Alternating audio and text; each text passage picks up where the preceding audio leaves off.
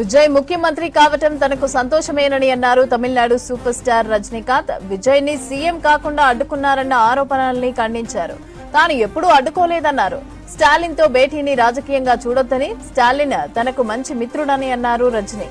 Vijay CM అయితే తనకెందుకు అసూయ ఉంటుందన్న రజనీకాంత్, కమల్ హాసన్ అయితే అసూయ పడతానని సెటైర్ వేశారు. తాను రాజకీయ పార్టీ పెడితే ఖచ్చితంగా గెలిచేవాడనని చెప్పుకొచ్చారు. అయితే భవిష్యత్తులో రాజకీయాల్లోకి వచ్చే ఆలోచన లేదని స్పష్టం చేశారు రజనీకాంత్. అరుణాచలం ముడికరా సొల్లిట